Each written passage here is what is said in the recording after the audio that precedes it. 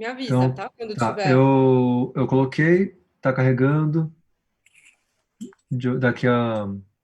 Pronto, começou, tá ao vivo, daqui a uns 20 segundos o Giovanni vai ver no Facebook, você pode confirmar. Já rolou. Já tá Então, indo. eu vou começar apresentando um pouquinho, esperar o Mas tem que pessoal esperar uns entrar. minutos, porque tem que esperar pelo menos ter uma pessoa para ouvir, né? Sim, mas eu vou falando algumas coisinhas. Então, gente, boa noite, pessoal que está aqui com a gente assistindo online, mas também os nossos participantes.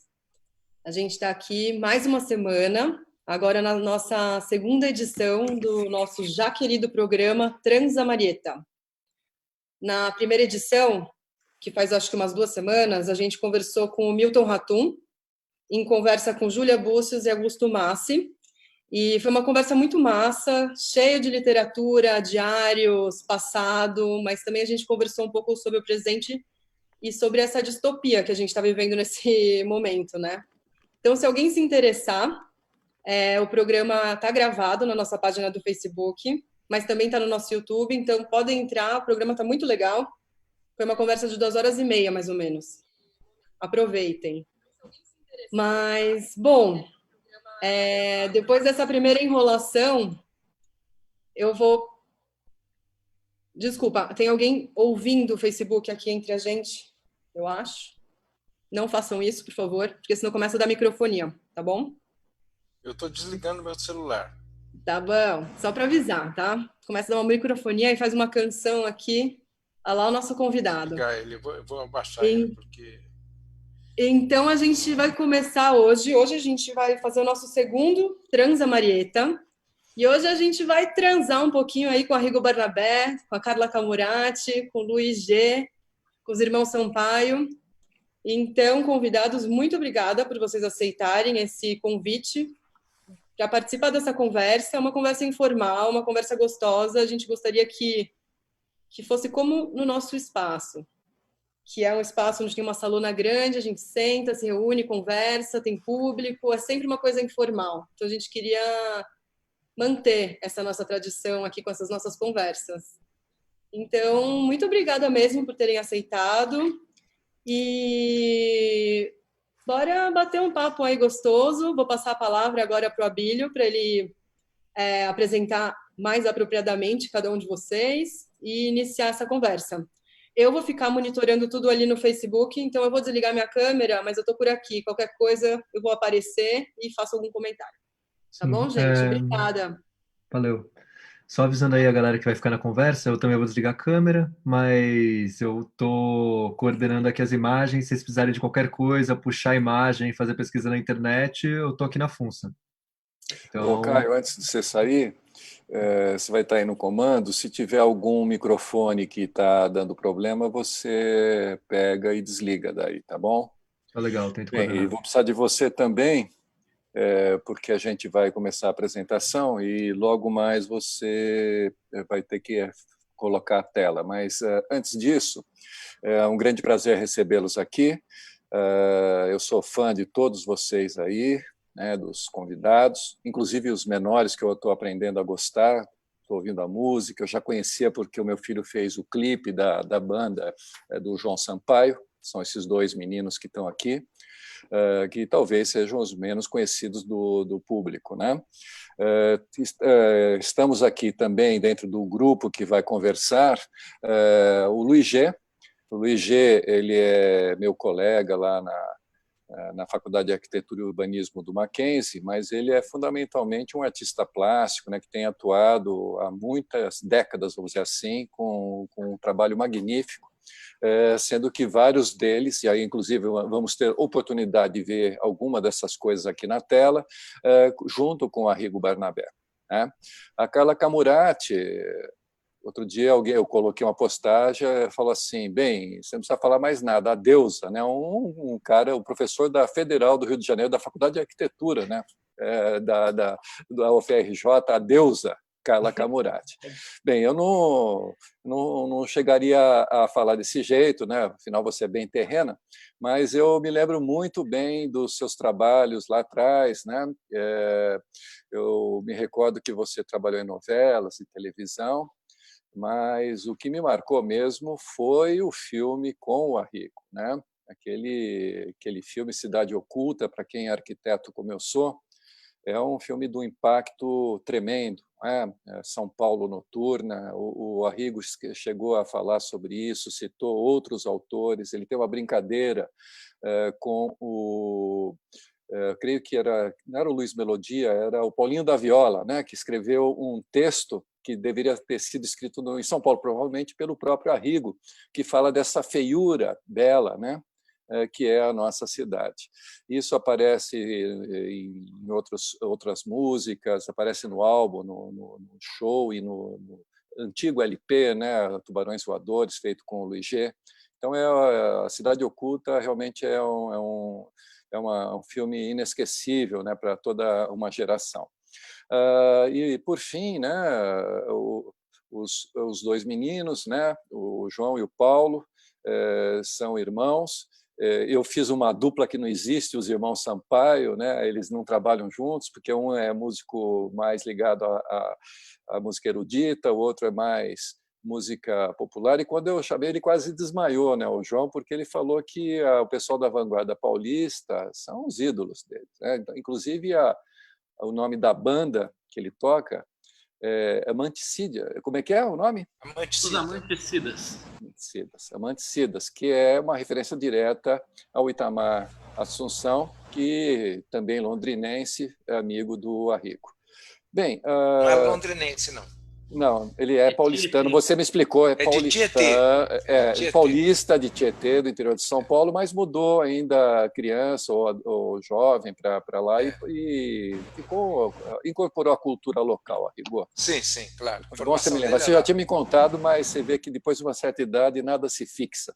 Bem, e o Arrigo é aquele cara que dispensa comentário, né? Eu li um livrinho dele que ele escreveu. Puxa, que coisa magnífica. É um livro de 100 páginas, retratos de um artista quando jovem, que nos mostra como é que ele chegou nesse lugar que ele está, de um talento que ninguém vai colocar em dúvida, mas muito trabalho. Desde moleque interessado, pesquisando, falando com as pessoas que entendiam lá na sua cidade. Muito legal, viu, Arrigo? Eu vou recomendar esse livro porque para mim foi muito bacana. Me identifiquei com. Eu também sou do interior. Essa luta que você para virar artista ou virar um intelectual morando numa cidade interior não é brincadeira. Bem, uma vez feitas aí as apresentações, eu peço aí para o Caio colocar a nossa tela do primeiro bloco. A gente vai ter 3 blocos temáticos, né? Dividir um pouquinho organizar um pouquinho essa conversa. E o primeiro é...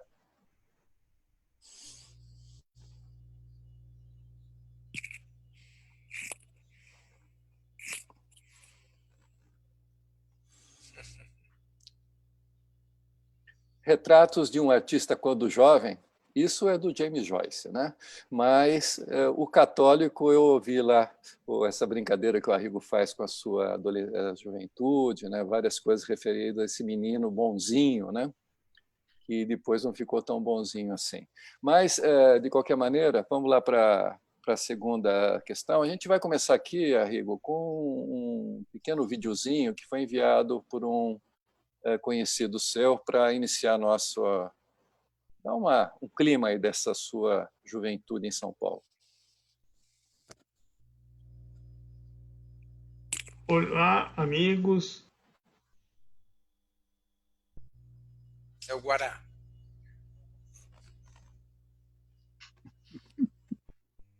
Isso que dá na internet ao vivo dá esses problemas, né? Eu dando aula acontece sempre esse tipo de coisa. Vamos lá.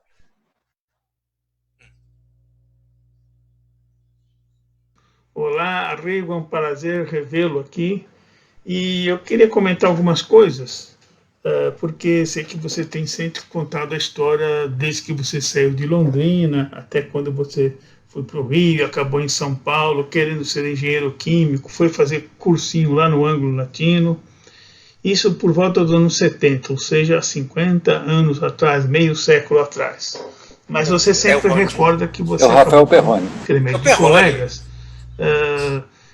fazendo as aulas de linguagem da arquitetura E aí você foi mudando a maneira de você ver o mundo, vendo que talvez a geometria, a única coisa que vale na geometria é a química orgânica, os anéis de Kekulé, né? Aquela cobra que morde o próprio rabo, e você começou a descobrir essas relações, talvez, com a gente, no convívio com seus colegas também, entre a espacialidade que está presente nos desenhos do que nós chamamos de composição naquela época, né? E aí eu peguei aqui uma página da apostila que tinha naquela época, né? O sexto ciclo era o início da descoberta dos elementos gramaticais do espaço tridimensional. Um desenho aqui, um quadro do óleo de Sica, uma geometria desenhada no plano e com figuras de figura e fundo do Rafael Leós, certo? E essa é uma imagem também de um curso de Johannes Itten, da Bauhaus, né? Onde você vê o quadrado, o triângulo, o círculo, os cortes geométricos e a construção de figuras a partir disso. Também aqui nessa figura existem os seus 3 professores que você cita, né? Eu ali do lado, já hoje, essa foto é de uns 5 anos atrás, o Silvio de Lua Sintra e o Roberto Rondino, né? Há uns 5, 6 anos atrás. Eu acho interessante porque depois você cambiou para a música, mas essa ideia de que as coisas têm que se relacionar de forma linear, ou às vezes integrada, ou por vezes espacial, e por muitas vezes dissonante, como foi tua música, eu peguei só essa capinha dos Tubarões Voadores para ver onde está esse cara dissonante aí entrando numa cidade, que também é um elemento que está sempre presente nas suas obras, até nos filmes que você fez. Para você lembrar mais um pouquinho dessa coisa, tem uma fotinho aí do ateliê daquela época, já não sei se foi bem o que você fez. Naquela época, até na sua turma, tinham muitas pessoas, o Luiz G, Milton Ratum, que se formaram nesse conceito aí, dessa formação generalista, já dada no secundário e nas escolas das universidades. Não foi importante para a sua produção musical, artística e cultural? Muito obrigado, aquele abraço. O Arrigo, antes de você responder para o Perrone, a gente vai colocar uma telinha também de um outro amigo que mandou para você.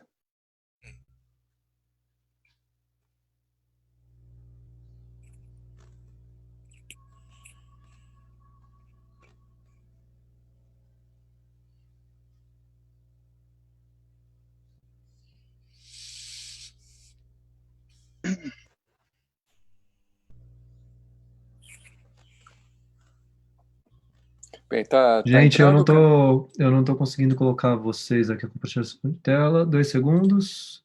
Eu consegui já encontrar um jeito de passar. Vamos lá. Tá. Aí são os bastidores. Pois é, infelizmente está compartilhando a tela errada. Aí, Arrigo, Pronto. O Milton Agora Ratum foi. mandou essa passagem e falou para te lembrar dela, né? Se passa é uma carta da cantora, uma dos personagens do último livro dele, da trilogia, né, o livro 2, e está falando, está lá na Cidade do México, teve um show, ela está falando dos protestos, da morte de ativistas, está falando dos Estados Unidos intervindo aqui na América Latina, especificamente no Chile, mas também no Brasil.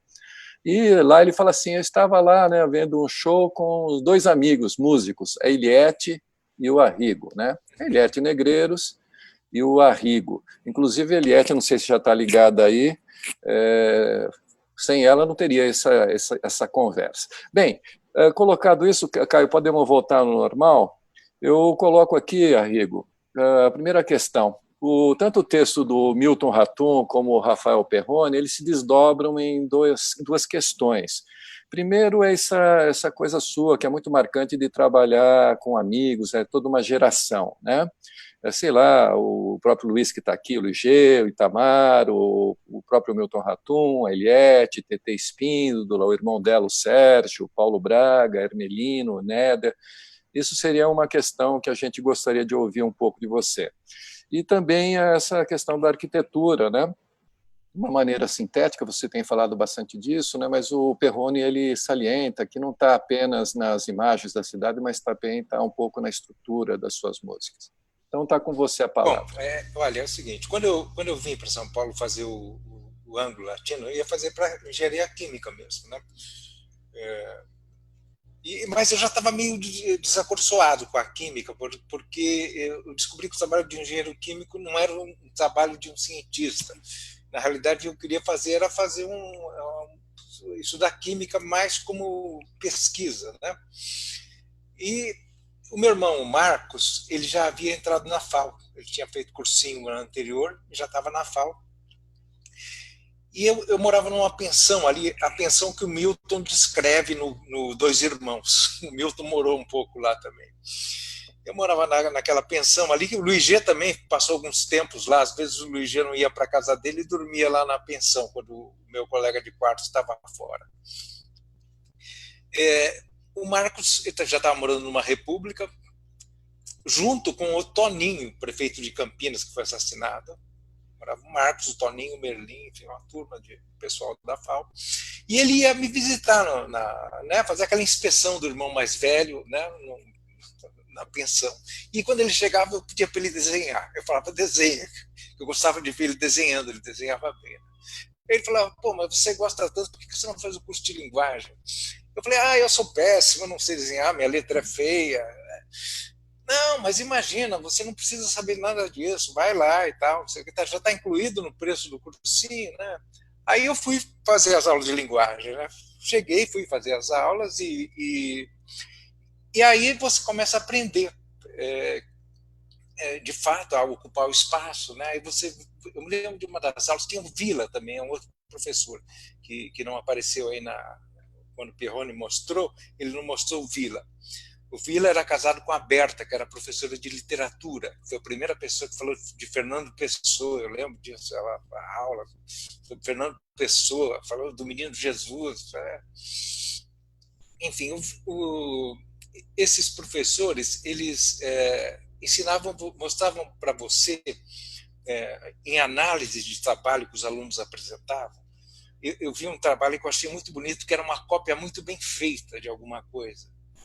E tinha um outro trabalho que aparentemente não para mim, né, não tinha nenhum artesanato, né?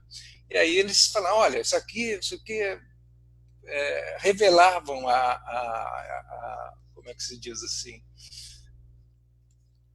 a falta de contexto, de estrutura do desenho, né? Esse desenho está muito bem feito, mas não está colocado no papel, não está ligado, né? E enquanto isso, um outro trabalho, aparentemente, assim, sem nenhuma qualidade, né? Era uma forma de ocupar o espaço bidimensional muito linda, né? E eles revelavam isso, quer dizer, né? E o Luiz G era o craque da turma, né? O G, ele era primo do Silvio e primo do Perrone. Como ele era muito caprichoso, ele passou a ser conhecido como Primoso. Esse apelido. Ele era o bambambam lá, né? Fazia todos os desenhos. Eu lembro de um desenho que ele fez, acho que no exame da FAO, que o tema era a natureza. Ele fez um tanque de guerra, assim, no meio de uma... Então, o tema era civilização. E eu fiz um cara em cima de um tanque de guerra, um soldado, né? Em cima do tanque de guerra, morrendo com uma lança, né? Tinham jogado nele. Então, eu lembro dessas coisas aí.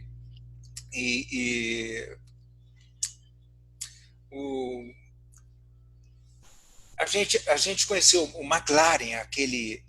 peraí, saiu um negócio aqui. A gente conheceu o McLaren, aquele cara que faz desenho animado, o canadense. Eles analisavam um quadro do Braque, um quadro do Picasso. Você começa a entender como é que se ocupa o espaço, quer dizer, você começa a pensar em composição, né? E isso aí, de uma certa forma, está no começo do meu trabalho, né? Quando eu fiz o Clara Crocodilo, que foi final de 71, a gente começou a fazer no final de 71 lá em Londrina, eu e o Mário Lúcio. Depois terminamos de fazer em julho de 72. O Luiz G, inclusive, estava passando férias em casa, lá em Londrina, e ele ficava na sala desenhando, que ele publicou pela primeira vez lá na Folha de Londrina. Então ele fez 3 capas, 3 páginas de capa do Caderno de Cultura da cidade. E ele ficava desenhando as histórias e eu e o Mário ficávamos compondo o Clara. Mas a gente compôs o Clara usando módulos. Esse conceito de módulo foi uma coisa que eu aprendi que eu tomei contato com esse pessoal, né? O Pierroni, o Silvio, o Vila e o Rondino, né?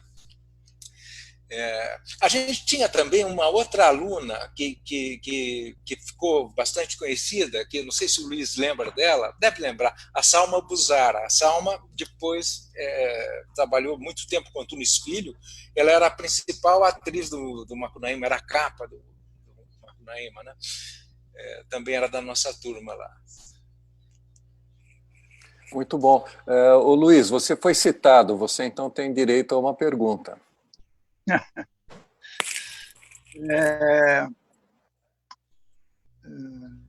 Bom, eu vou colocar uma pergunta aqui agora que já foi um pouco respondida aí, né?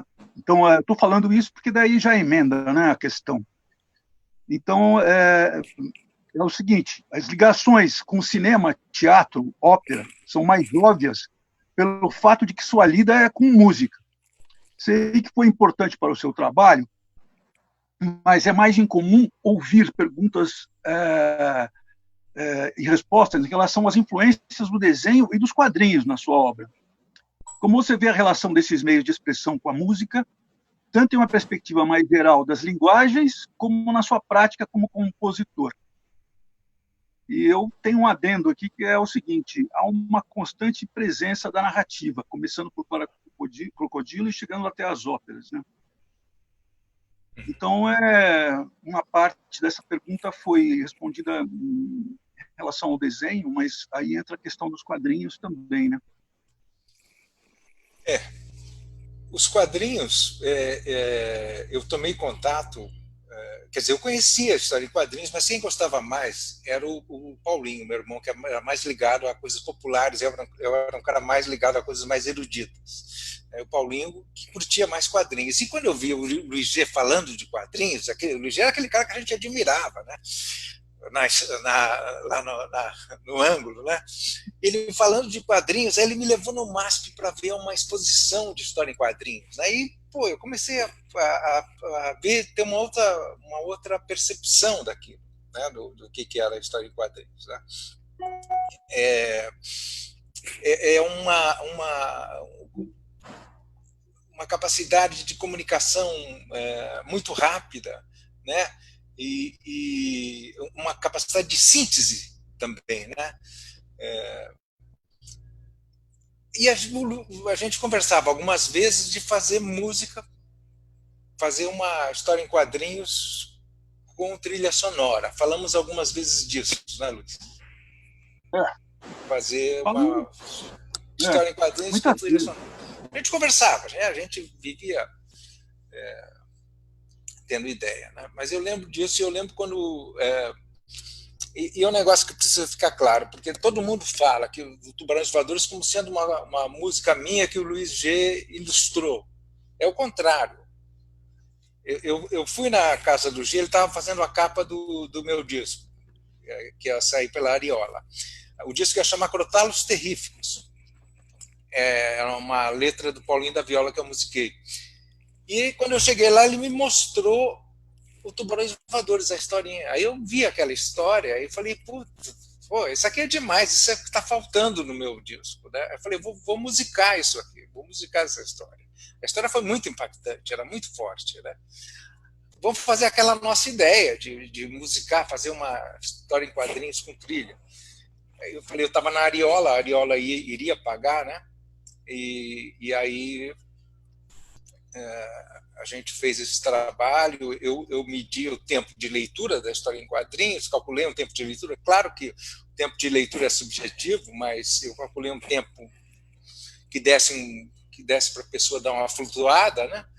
E funcionou, ficou interessante. Mas eu não respondi com a erudição que o Luiz G demandava. Está no aquecimento. Ficou só na parte pessoal. Porque eu não sou exatamente um teórico, mas enfim. E aí, Carla, quer fazer alguma pergunta? Quero. Eu estava adorando ouvir tudo isso, porque tem uma série de coisas que eu não sabia do Arrigo. Eu não sabia desse momento. Aliás, quero ler o livro. Adorei a dica do livro, Abílio, e com certeza vou ler, porque eu conheço o Arrigo num momento muito especial da vida dele, né? Eu conheci ele já assim, a primeira vez que eu fui num show do Arrigo, para mim foi uma experiência muito, muito, muito, muito, como é que eu vou dizer, muito especial, porque ele tinha uma teatralidade e uma coisa tão intensa na música dele, tão diferente, né? Ao mesmo tempo tão operística, porque não era uma teatralidadezinha, era uma coisa que, né, você ficava alguns segundos olhando, eu ficava vendo o show. E aí a vida foi nos aproximando, ele foi fazer o Olho Mágico do Amor, foi fazer a música, e depois nos encontramos em Cidade Oculta e trabalhamos juntos, fizemos muitas cenas juntos.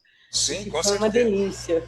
Foi eu queria saber, Arrigo, porque na sua música, para mim, ela é muito especial nesse sentido, né? Sei lá, é uma música que vai do rap à ópera, ao rock, você consegue, é quase um Picasso da música, vamos dizer assim, né?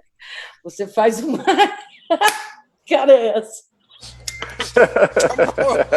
Continua. Desculpa, mas é porque eu pensei numa mistura de estilos, sabe? Às vezes sai bobagem. A sua cara foi ótima, adorei. Eu queria saber como é que nasceu a sua relação com o cinema, com o teatro. Como é que foi isso para você?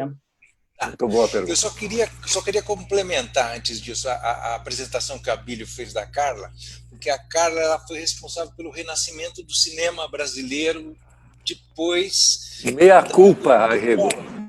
Né? E ela, com Carlota Joaquina, ela fez um negócio... assim, foi um marco, né? Um marco histórico no cinema brasileiro, né? Que ela saiu da área de intérprete e foi para a área de direção, né? Enfim, então só lembrando isso, né, Carla? Obrigada. E é importante porque, né? Claro, super importante. Não, mas eu fiquei feliz quando o Abílio falou, porque o Cidade Oculta é um filme para mim muito especial na minha vida. Assim, eu adorei fazer, foi muito saboroso a construção do personagem, o nosso cotidiano. Então, eu adorei quando ele falou o que ele falou. Eu falei, que legal que para ele. Claro, é muito legal, é um motivo de orgulho mesmo. Mas, olha, eu sempre tive essa coisa do teatro. A minha mãe, ela declamava muito bem. Era uma declamadora, assim, sabe? Declamava naquela escola antiga, sabe? Correu a Europa e a França, correu a Itália também em procura da criança, mas era um negócio assim. Que lindo. E lá em Londrina a gente não tinha televisão, a televisão chegou quando eu tinha uns 13 anos de idade. Então a gente tinha uma série de atividades que a gente fazia à noite, além de ouvir rádio. E algumas vezes por ano minha mãe declamava para a gente. Então ela declamava Casimiro de Abreu, ela declamava esse poema que eu esqueci o nome do autor, que chama O Saltimbanco Malvado, qualquer coisa assim, que é a história de um saltimbanco que roubaram a filha dele. Ele encontra a filha muito tempo depois no circo e ele reconhece a filha por um sinal carmesim que ela tem aqui na nuca, e aí ele mata o saltimbanco. Não, ele não era saltimbanco, ele era um pai. Aí ele mata o saltimbanco. Enfim, é uma história piegas, assim, sabe, cheia de... E a gente tinha um livro de teatrinho infantil também, de uma coleção, com várias peças. A gente montava essas peças. Isso com 6, 7 anos de idade, né? Montava cigarra, formiga, não sei o quê. Eu, meus irmãos, primos, né? Então, sempre tive essa ligação com a coisa.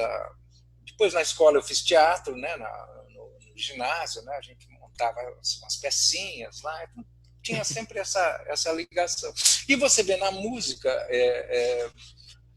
eu me interessava bastante pelo Alice Cooper, porque ele era um cara performático quando ele aparece. Teatral. Começa a ter coisa no palco, né? Então eu comecei a me ligar nessas coisas. Aí conheço o G, que trabalha com história em quadrinhos, com narrativa também, que é uma coisa cênica também, né? Então eu tenho essa ligação aí com isso, e eu demorei para perceber como eu era ligado ao teatro, sabe? Agora eu acho que o teatro é uma coisa assim, muito forte na minha música, demais, assim, sabe? Tem uma coisa teatral muito forte, pensamento quase dramatúrgico, assim, ou um anseio, sabe? Um anseio de fazer uma dramaturgia. Mas como você entrou no cinema? Ela perguntou, Arrigo. Como eu entrei no cinema? Isso é engraçado. No cinema, bom, a gente queria fazer trilha, tinha que ganhar algum dinheiro, né? Queria fazer algumas trilhas, eu estava na ECA.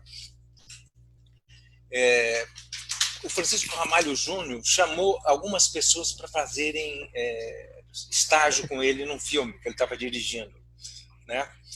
E foi o Zé Antônio Garcia fazer estágio e a Cristina Santeiro, que era minha namorada na época. E a Cristina falou para o Ramalho de mim, que eu fazia música e tal, e o Ramalho estava fazendo um episódio, fazendo um filme chamado Sabendo Usar Não Vai Faltar. Tinha um dos episódios que o Ramalho dirigia, chamava Joãozinho, era com o Everton de Castro? Acho que era Everton de Castro, isso. Ele estava bem no começo, ele tinha acabado de fazer Ecos, e estava bem no começo, e a Helena Ramos também, estreando. E aí eu fiz a música para esse pequeno curta-metragem, né? E era no escritório do Galante e do Palácios, lá na Boca, que você conheceu, né? Na época do Olho Mágico do Amor. Daí eu, volta e meia, eu ia lá para a Boca e ficava implorando para eles me arrumarem algum trabalho, porque não tinha, eu era muito duro, mas muito duro, muito. Então eu ia lá e ficava, né? Esperava, até no final da tarde eles me mandavam embora. E um dia eles me chamaram para fazer a trilha do... Não, eles falaram, olha, tem um filme aqui, vamos ver. Era A Ilha das Cangaceiras Virgens. Era de um diretor coreano. E a gente ia gravar a música em 6 horas. Então eu reuni eu, Itamar, o meu irmão Paulinho e o Tonelli. E nós fizemos a trilha disso e assinamos como Grupo Sabor de Veneno.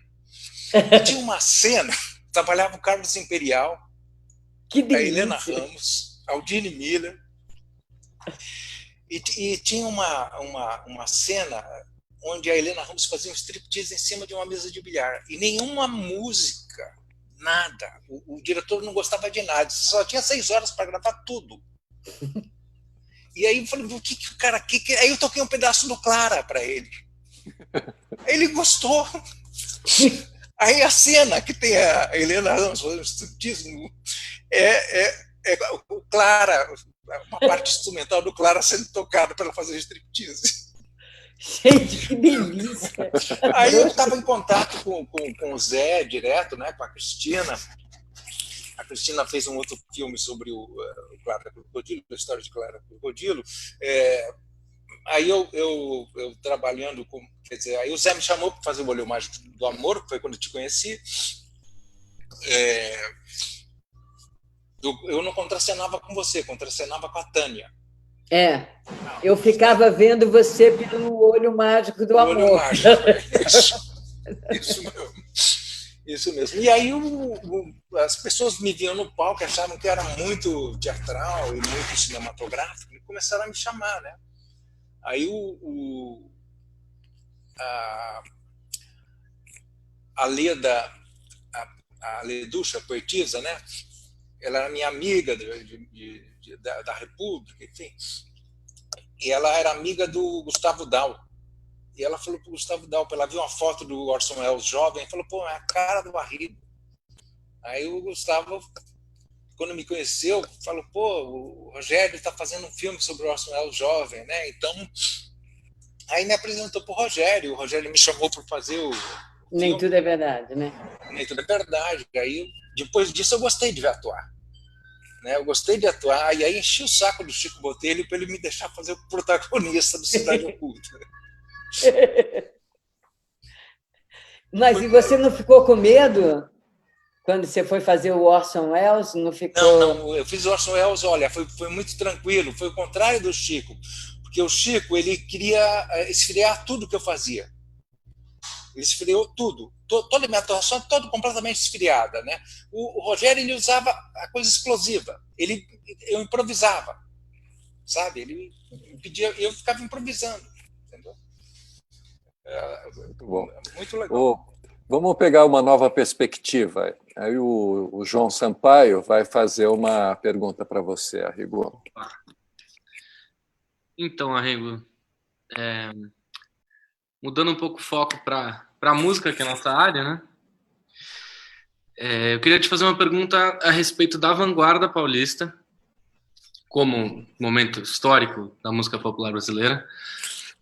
E a minha dúvida é na linha de o quanto à época, porque assim, a vanguarda acabou se configurando, sendo reconhecida como um movimento artístico importante, mas a minha dúvida é o quanto à época vocês se reconheciam como um movimento artístico, que tipo de fio condutor vocês mesmos enxergavam entre a obra de artistas tão diversos quanto você, Itamar, Rumo, Premê, enfim, tem coisas em comum, mas também são obras muito diversas que partem de lugares diferentes. A minha dúvida era se vocês conversavam sobre isso, se era um diálogo que acontecia, se vocês enxergavam esse fio condutor no movimento. Em 71 eu tranquei matrícula na FAO, fiz o primeiro semestre de FAO, tranquei matrícula e voltei para Londrina e fiquei trabalhando lá, acabei fazendo Clara e acabei cada vez mais me voltando para a música. Em 71 eu participei de um festival de música, tocando piano numa música do Tonelli e do Robinson. Eu toquei piano, meu irmão Paulinho tocou percussão, né? E quem participava também desse festival era a Neuza Pinheiro, cantando, que viria cantar comigo no Festival da TV Cultura, Diversões Eletrônicas e Infortúnio, e o Itamar Assunção, com a Denise Assunção e o Narciso Assunção. Eles tocavam tumbador, os três, era um maior swing, e cantavam. Eles eram do teatro, eles eram do grupo de teatro da NIT de Araponga, esqueci o nome do grupo, mas um grupo muito importante. Assim eu conheci o Itamar. No final de 72, quando a gente voltou para Londrina, voltei da escola, né, para passar as férias lá, um grupo de pessoas quem organizou isso foi o Domingos Pellegrini Júnior, o Dinho, um escritor lá de Londrina, né? Ele estava com a gente ali, junto com Robinson Borba também, né? Eles ficaram falando de fazer uma mostra da produção de Londrina. O pessoal estava fazendo em Londrina. Aí fizemos um show chamado Boca do Bode, na Boca do Bode, né? Na época se falava em bode, foi quando começou a se falar em bode, né? Aí fizemos esse show, apresentamos o Clara Crocodilo pela primeira vez, um excerto do Clara Crocodilo, ainda sem a forma dramatúrgica dele, né? E aí o Itamar era a estrela do show, vamos dizer assim. Eu falei, Itamar, depois que terminou, eu falei, você quer ir para São Paulo, para o Rio, para onde você vai, né? O Itamar foi para onde? Ele foi jogar no Santos. Ele jogava futebol também. Ele era centroavante reserva do Arapongas. Lá. E ele foi jogar lá no Santos. Ele veio aqui para São Paulo, ficou numa república aqui, que era perto do Hospital das Clínicas, né? Dos amigos ali da medicina. E foi no Santos, aí ele desistiu. Aí quando ele foi treinar no Santos, ainda tinha o Pelé, tinha o Carlos Alberto, tinha o Clodoaldo, né? Ele desistiu, voltou para São Paulo e falou, não, vou fazer música, não tem condição. Aí ficou morando com a gente ali, nós tínhamos um grupo de pessoas que tinham um pouco mais de condição, né? E construímos um círculo, né, que a gente dava um suporte para o Itamar, né? Arrumava um lugar para ele morar, ele não pagava para morar, arrumava, assim, enfim, dava uma força para ele, né? Eu entrei na ECA e eu fiz vestibular para curso de música na ECA. Aí que conheço esse pessoal ligado ao cinema, né? E quando eu entro no curso de música, depois do primeiro ano básico, aí eu tomo contato com o trabalho do Luiz Tati, o Grupo Rumo. Já era conhecido, o Grupo Rumo já se apresentava, já fazia em 75, isso, já faziam shows. Né? Já tinha uma teoria toda a teoria do Luiz já estava começando ali. Né? Aí eu conheço, depois em seguida, lá na ECA, também o pessoal do Premier, todo mundo estudava lá, todas as pessoas estudavam lá. E eu morava com o Itamar. Então, quer dizer, claro que a gente tinha noção disso. Né? A gente tinha uma coisa bem e quando eu mostrava as coisas do Clara para as pessoas ficavam assim, embasbacadas, né? Quando eu vinha. Né? Que era um negócio diferente. Né? E vocês conversavam sobre esse movimento tinha objetivos, tinha coisas assim em comum que os moviam, coisas que vocês sentem que cumpriram ou que se frustraram, enfim. Olha, não, todo mundo queria fazer sucesso, todo mundo queria dar um novo passo na evolução da linha da música popular brasileira, né? Todo mundo queria dar um novo, né? A gente teve uma geração, a minha geração pegou o surgimento do Chico Buarque, do Caetano Veloso, Gilberto Gil, Paulinho da Viola. Sinal Fechado, eu lembro quando Sinal Fechado, uma coisa espetacular que é isso, sabe? Outro dia eu estava vendo Disparada, que música incrível que é isso, né? Quer dizer, e do Lobo, que era muita gente, né? Isso aí era um impacto enorme. Como eu tinha formação também de música erudita, eu gostava de música erudita, você tomava contato com essas coisas de música erudita, né? Os Beatles, quando fazem o Sgt. Pepper's, né? Quando, já no Revolver, quando eles colocam aquele quarteto de cordas tocando, né? Depois, o Luiz G me mostrava o Frank Zappa, né? O Luiz G conhecia o Frank Zappa, ele tinha tinha vários discos do Frank Zappa, me mostrava, né? Então, quer dizer, a gente tinha uma efervescência. Eu escapei da pergunta, né?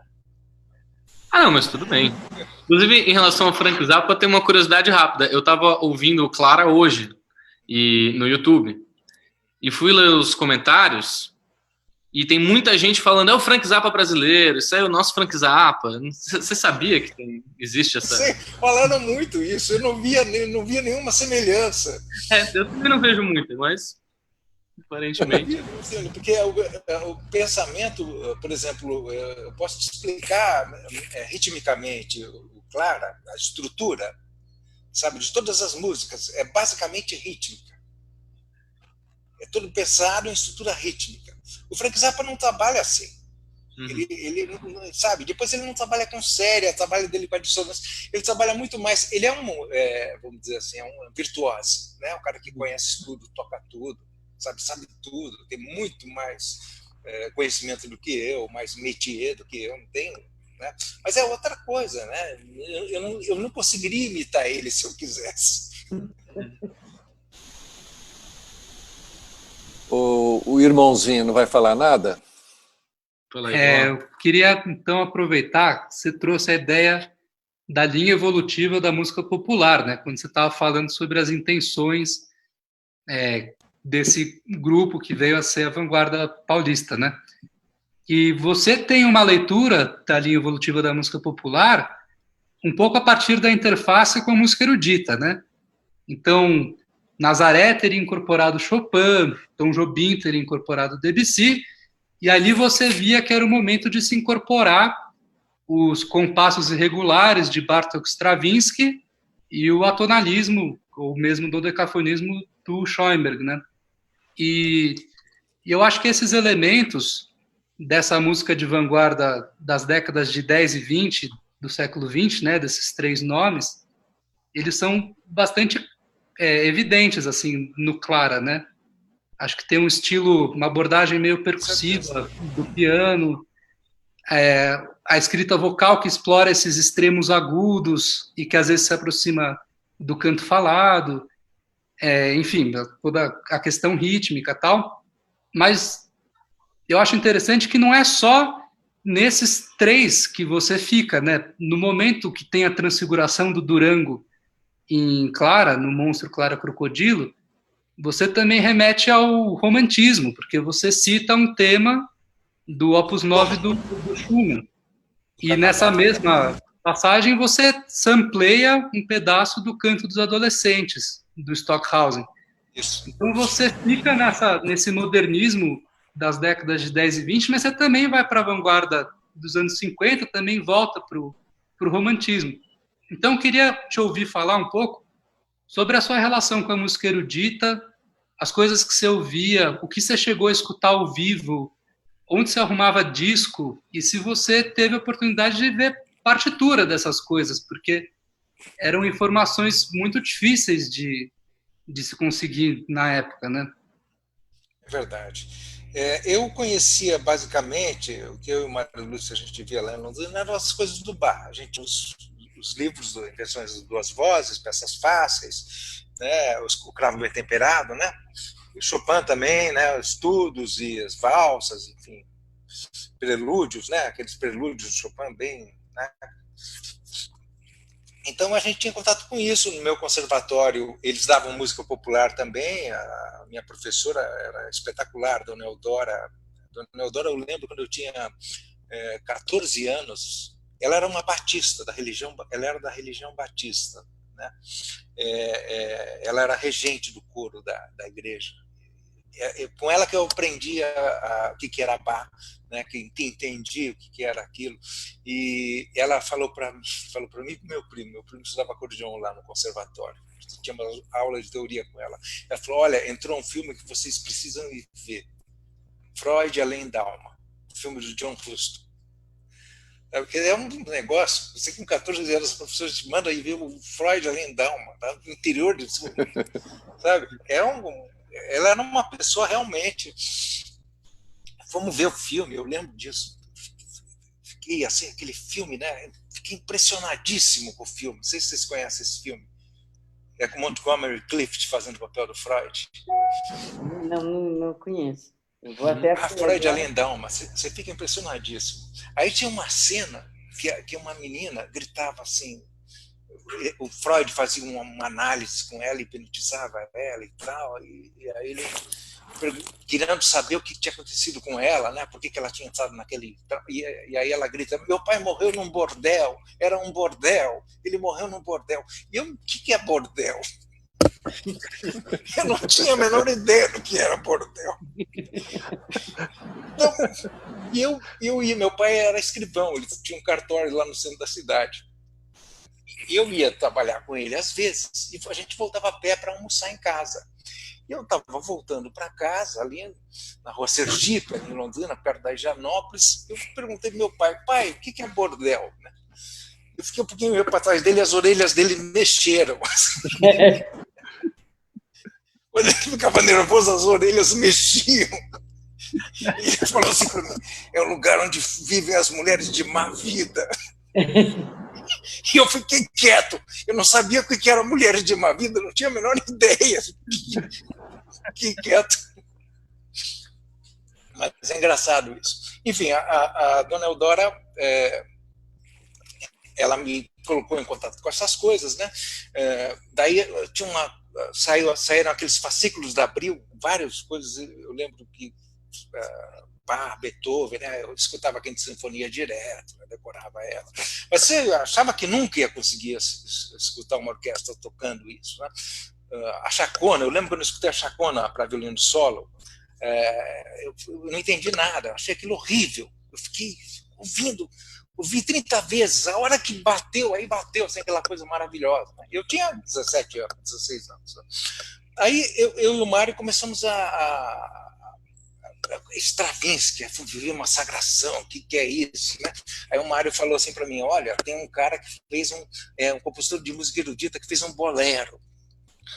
Porra, um bolero, um compositor de música erudita, a gente já tinha esse interesse nessas coisas, né? Eu era o bolero do Ravel, né?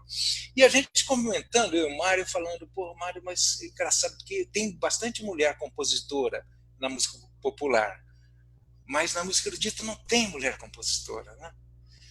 A gente comentava isso, aí o Mário me liga um dia e fala assim: Arrigo, descobri, tem uma húngara, Bela Bartók. Falei, pô, Bela Bartok. Falei, que barato, uma mulher, uma húngara, compositora. Aí eu liguei para uma amiga minha, Marta Furtado, grande pianista lá de Londrina, e falei, Marta, você conhece uma compositora húngara chamada Bela Bartok? Ela morreu de rir. Não é, é um homem. Bela é um nome húngaro, que é masculino. Aí ela falou, estou estudando uma peça dele. Vocês querem vir aqui ver, né? Aí fomos lá, eu e o Mário ver, né? Aí ela tocou o Allegro Bárbaro, do Bela Bartok. Aí eu senti o chamado, vamos dizer. A hora que eu escutei o Allegro Bárbaro, eu falei, nossa, isso eu entendo. Isso eu entendo e eu sou capaz de trabalhar em cima disso. Porque isso eu não sentia em relação ao Chopin, ao Byron, é uma coisa muito complicada para mim. Mas aquilo ali eu entendia, né? Aí tinha a partitura do Allegro Bárbaro, a gente viu ali, né? E a gente sempre interessado, sempre curioso, né? Eu lembro que o Mário me falou nessa época, acho que foi em 70, ele falou, olha, tem um coreano muito louco que fez uma peça para uma violoncelista tocando violoncelo nua. Era o Nam June Paik, que nem era... Mas a gente sabia dessas coisas, entendeu? Porque lia, né? Aí olha, o Jorge Peixinho, um compositor português que destruiu um piano. Né? O cara quebrava um piano, quebrou um piano de cauda. Então a gente estava tomando contato com essas coisas, né? de música erudita. Aí, sabe, o Kagel, o Maurício Kagel, eu assisti uns concertos do Kagel no MASP, sabe, fazendo umas peças meio cênicas, usando serrotes, umas serras enormes, serrotes. Nos anos 70 mesmo? Isso, 72, 73. Acho que veio o Globocár com ele, fazia umas coisas de trombone também, sabe? Aí a gente via, tinha um movimento coral muito forte. O pessoal de Santos, né, do Festival de Música Nova, então tinha muita coisa de coral, que a gente via muita coisa legal. E aí de coral... Mais do que agora, hein? Olha. Concretistas, né? Coisa do Gilberto Mendes. Gilberto Mendes, o Vili, Cotzela, né? Então a gente via essas coisas todas, né? Então tinha esse contato todo. E aí você começa a escutar os quartetos de Debussy, quarteto de Ravel, aí você conhece os quartetos do Bartók, que é aquilo, né? Aí os quartetos do Beethoven, né? Né? Aí mas a minha formação é muito cheia de lacuna, né? Aí você ia ter aula com o Vili, você não teve aula com o Vili, né? Graças a Deus eu escapei dessa, mas... O Vili era um cara interessante. Ele era um cara interessante, mas ele não dava aula de técnica de composição. E eu sentia muita falta de aula de técnica de composição. Ele dava uma aula meio filosófica, entendeu? Era bem interessante as aulas dele. Você pegava um prelúdio do Chopin e analisava quantos acontecimentos tinha ali, sabe? E ali eu já comecei a falar do João Gilberto para ele, e o João Gilberto também tinha vários acontecimentos. Enfim, aí a coisa ficava um pouco estranha, né? E você chegou a mostrar o Clara, porque você já estava... Ele pedia para eu tocar o Clara. Ele pedia para eu tocar. Eu lembro que o Zé Miguel foi uma vez lá na classe, e ele falou, não, vem aqui, lá na ECA. Chamou, eu estava na classe, toca o Clara para ele ouvir. Ele adorava. Que legal, né? Que legal. O Tony é que tinha mais... O Tony realmente ele era mais complicado. Ele não aceitava que você se interessasse por música popular, né? E tinha um problema. Né? Nem violão você tinha na época, né? Você não tinha curso de violão. E a gente eu fiquei com essa lacuna. Eu não tive aula de técnica de composição, né? Porque é uma coisa legal você ter técnica de compositor, né? O técnico de orquestração também não tive, né? Você tem que fazer tudo sozinho. Rigo, você comenta em entrevista, em texto, inclusive no seu livro, né, dessas ambiguidades que acompanham você durante a vida, né? Dessa questão, né, do menino católico, né, do jovem transgressor, né, a questão do popular erudito que a gente viu nas perguntas anteriores, os afetos alegres, né, e a emoção triste que você também menciona. e sempre acompanhado da noção de transformação, de metamorfose, né? Isso é muito curioso, né? Porque parece que essas coisas trabalham meio que em sintonia. E talvez a transformação, né, do Office Boy Durango, né, na Clara Crocodilo seja a sua maior expressão, né? Então a pergunta é assim, como é que você entende esse jogo de opostos, né? E essa passagem de um para outro desses polos, né? Como é que se relaciona assim, como é que você, como se conta como se expressa essas coisas no seu trabalho? Eu não entendi isso. Não, eu estou te falando nessa questão dos jogos de opostos, e você tem essa transformação. Ah, né? sim. E como é que isso se relaciona, tanto do ponto de vista do conteúdo, numa história que na Clara o Office Boy se converte num monstro, mas também na própria música, essa metamorfose ela acontece. Como é que você entende esse trabalho seu? Eu não sei se é um recurso que eu uso, sabe? Um recurso narrativo que eu uso, e poético também, né?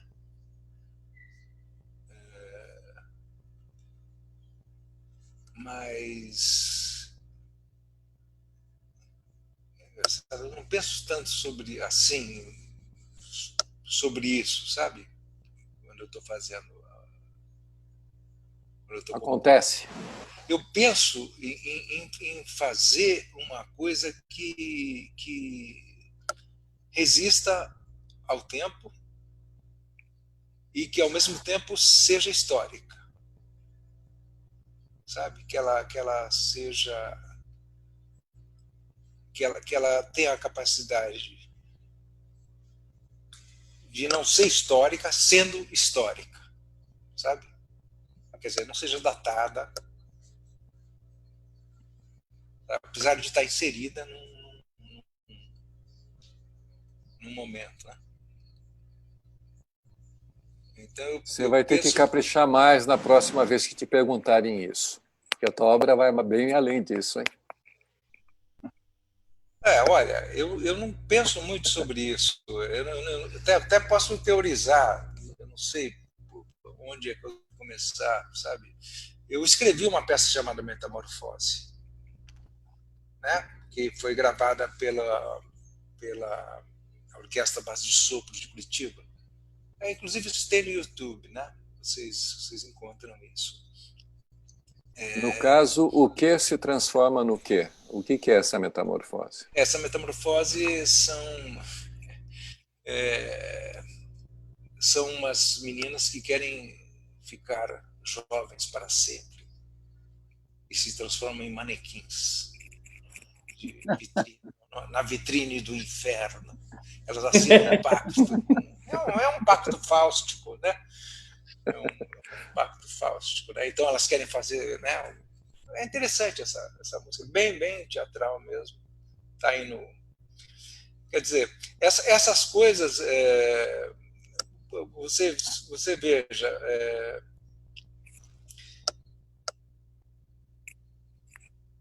Eu não penso nisso quando eu estou fazendo. Sabe? Eu fiz, por exemplo, Gigante Negão, que é uma ópera, né? Onde você tem também, de novo, uma transformação, onde o cientista cria um novo Messias, transforma um cara no Messias. Né? Então, é uma coisa recorrente. Agora, teorizar sobre isso, eu realmente não. Perfeito, quem escreveu sobre isso interessante foi o Nazário. Sabe, sim. O Luiz Nazário? Sim, num artigo na revista do IEB. Eu li o artigo. Isso, muito interessante o texto dele. Bem, eu vou pedir o Caio aqui para a gente agora dar uma marcação, que a gente vai entrar na segunda parte da nossa entrevista.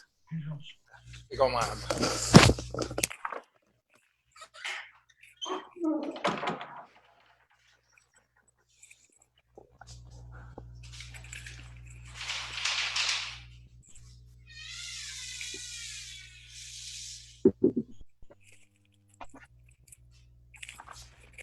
Bom, vocês não estão vendo, mas aqui a gente está com uma marcação para o pessoal ao vivo, com o título da obra de arte na era da maquinização da vida. É isso aí. Confie em mim, existe. Confie na voz do além. A obra da arte na era da maquinização da vida, coisa que é recorrente também nos seus críticos, né, que falam que é um pouco o que você acabou de falar da relação da sua obra com o tempo histórico, né?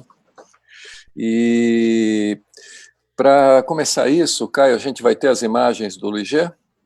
A gente tem sim, preciso só de um rápido. Nesse bloco a gente vai falar, né, desse mundo do trabalho, o mundo do capital, dos bens do consumo, da alienação, dos deserdados e marginais que habitam o trabalho do Arrigo, da metrópole moderna, da teatralização da vida e outros temas assim. Bom, vamos lá. Você vai comandando e eu desço. Pode passar sem comentários, é só para a gente ver. Porque quase sempre a gente ouve falar que o Arrigo e o Luiz G fizeram Tubarões Voadores, né, que teve a ilustração de Clara Crocodilo. Não está aparecendo a sequência, Caio? Vocês não estão vendo? Não. Tá, o pessoal ao vivo está vendo Clara Crocodilo aqui, Tubarões Voadores, 1964. Tá sim, eu estou vendo, tá certo. O pessoal ao vivo está vendo. Tubarões Voadores, né? Eu não estou vendo. Vocês não estão vendo, mas quem está no ar está vendo. Quem está assistindo está vendo. Eu estou vendo aqui no meu celular. Aparece os História em Quadrinhos do Luiz G. Pode passar? Eu também. Então, infelizmente é uma questão de programação aqui que eu ainda não consegui desvendar porque vocês não estão vendo. O PDF não é uma boa, ficamos com a regra para a próxima vez. Então pode passar rápido, meu filho. Vamos lá, Caio. Vamos lá. Passar aqui rapidamente. Mas quando vocês quiserem voltar à conversa, talvez seja um pouco melhor, já que vocês não têm o auxílio.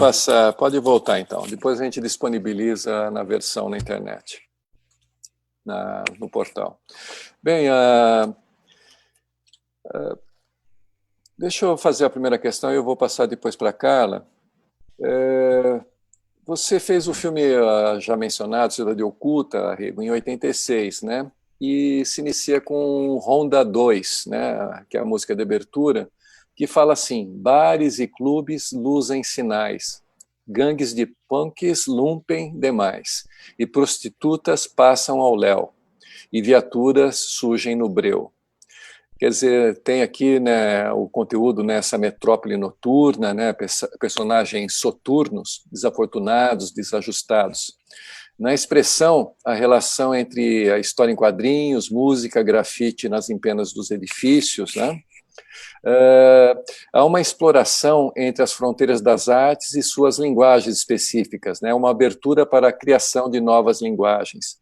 Você poderia contar um pouco mais sobre isso, já que esse tema já apareceu um pouquinho? Olha, essa letra que você leu aí não é minha, tá? Não, de quem que é? É do Carlos Renaud. Mas aparece no começo fiz a música, dei para ele colocou a letra inspirada no filme, né? Mas eu não entendo o que eu faço, não entendi. Eu estou achando um pouco... Eu estou um pouco nervoso, talvez, né?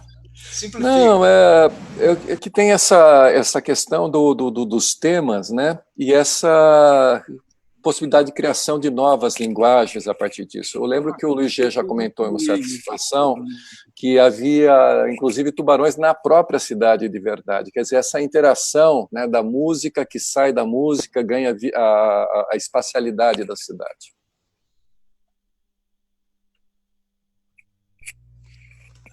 Eu não sei exatamente como abordar isso. Acho que o G poderia falar melhor sobre isso. Ele tem uma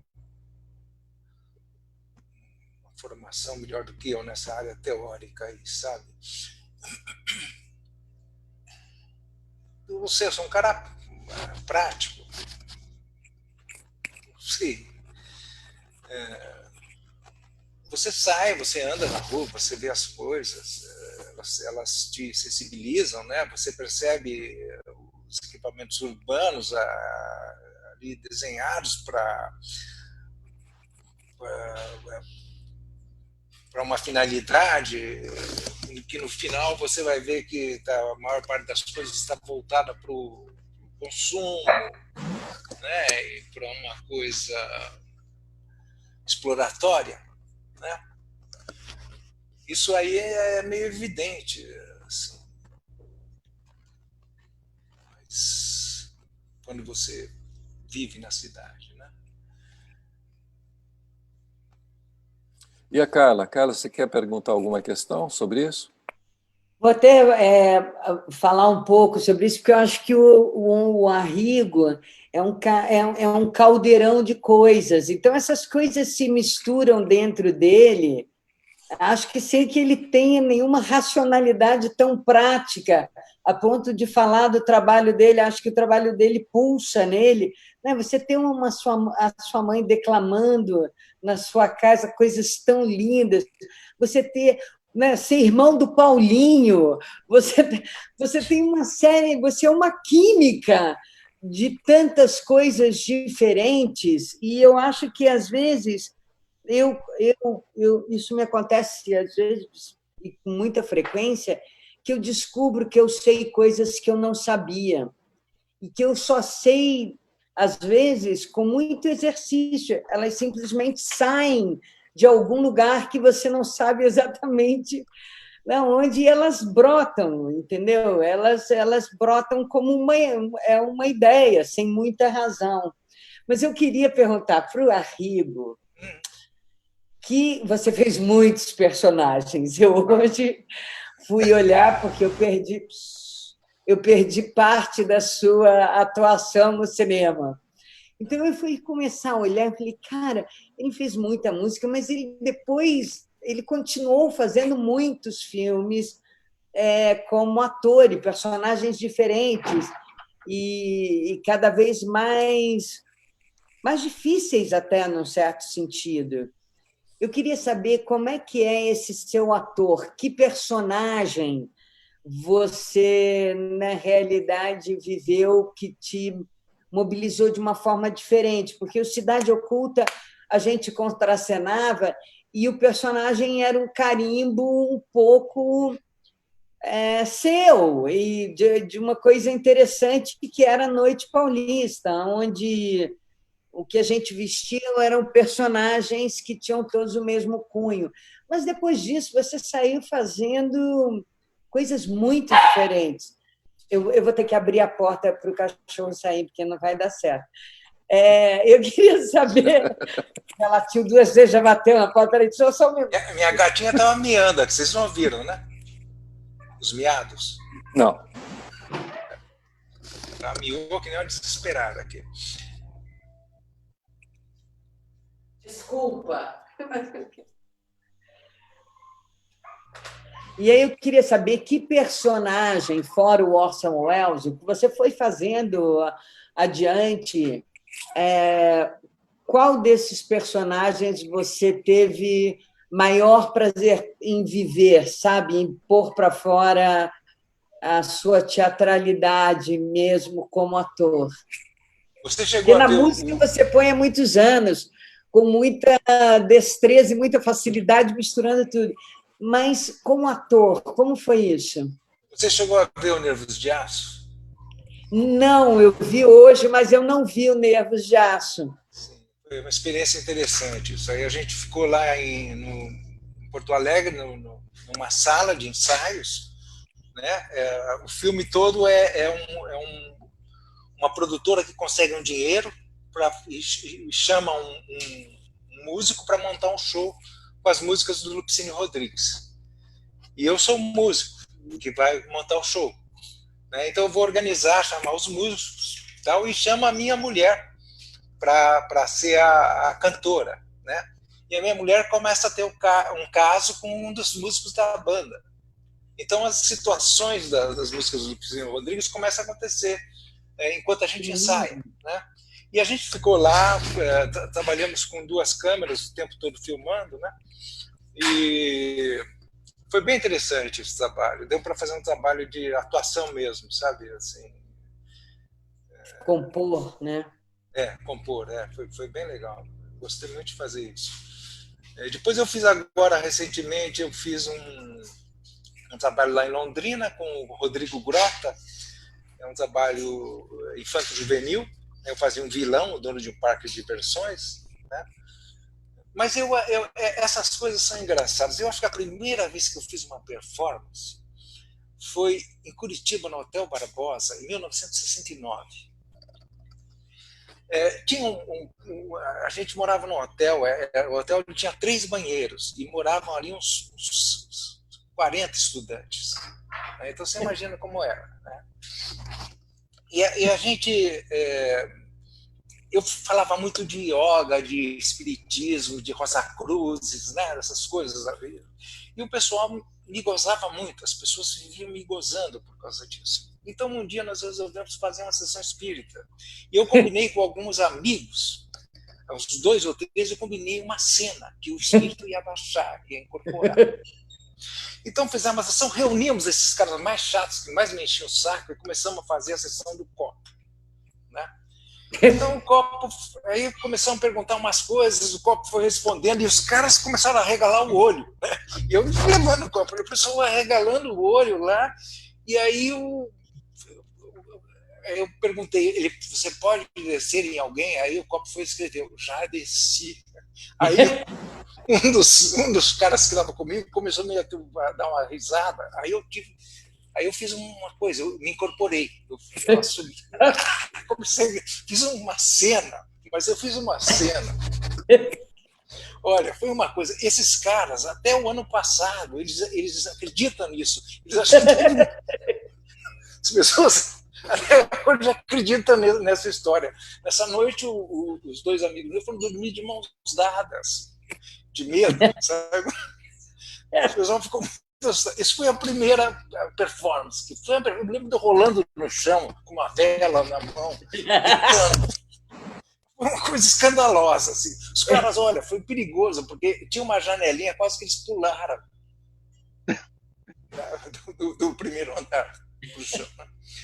Depois dessa experiência, eu tive uma outra experiência, dessas bem radicais, que foi fazendo a peça do Stockhausen, a música dos 7 dias. Né? São 7 experiências que você faz, né? E uma delas é você ficar uma noite e 24 horas trancado, em silêncio, no escuro, sem comer, sem nada, e aí você sai e vai tocar piano, vai tocar música. E tem uma outra peça que é 3 músicos fazem o mal e 3 músicos fazem o bem, né? Então eu fui para fazer o mal. Então foi o meu irmão Paulinho tocando percussão, o Bozo Barretti fazendo piano, e acho que o Zito também fazendo percussão, e tinha uma menina fazendo o bem, né? E eu morava nessa época com o AC Moreira. O AC fazia teatro, fazia EAD, né? Era da turma do celular e da Marlene, aquele pessoal. Aí o AC começou a me preparar para fazer a cena, né? Então, aí fomos para o banheiro da ECA, né? Aí no banheiro da ECA, aí fumei, baseado enorme, fiquei tomando pinga, e ele começou a me enrolar, e com uma roupa meio de hospício, assim, sabe? E ele começou a me enrolar com uma corda. E rolou, e eu já estava, né, ficando possuído, e ele começou a me jogar água. Ele falava, reage, reage. Eu comecei a gritar, mas foi aquele negócio Aí ele foi me puxando para eu entrar na sala da apresentação, né? Aí eu comecei a me mijei na calça, né? Aquela, você mija, aquela coisa era para ser o pior possível. A hora que eu entrei na sala, arrastado por ele, assim, a minha ia fazer o bem, quase desmaiou. Então, essa foi uma cena, assim, todo mundo que assistiu, os caras lembram disso. E foi uma coisa ligada à atuação É de outro Eu estava cara. presente nesse negócio. Hein? Eu estava presente. Realmente. Foi muito boa, adorei essa cena. Eu fiquei curiosa para ver esses outros filmes que você falou, porque devem ser bem especiais. Você não tem vontade. Qual foi a última ópera? Vou me meter na música. Qual foi a última ópera que você escreveu, Arrigo? Olha, a última acho que foi Até que se apaguem os avisos luminosos, com o Bruno Baian. O Bruno. Sabe o Bruno da Renata? Sei. Ele escreveu, dirigiu, o Luiz G fez a parte visual toda. Isso foi em 2005. Antes disso, a gente fez o Homem dos Crocodilos. Eu mandei não sei se você recebeu o vídeo do Homem dos Crocodilos. Não. Foi uma coisa legal, viu, Carla? Bem bacana isso. O Luiz G fez a direção cênica do Homem dos Crocodilos. Uma coisa toda freudiana, bem interessante, bem cênico. E tem uma história em quadrinhos também. O público recebe uma história em quadrinhos. Olha que legal. Parte da ópera, eles acompanham a história lendo o gibi. Quer dizer, onde se resolve a questão do problema do paciente, né? Que interessante. Você pode me mandar, tá? Eu não recebi, mas adoraria receber, mano. Vou mandar sim, cara. Vou mandar.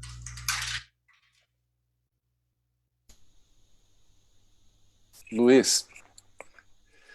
Oi. Vamos lá, vamos acordar. Estou aqui.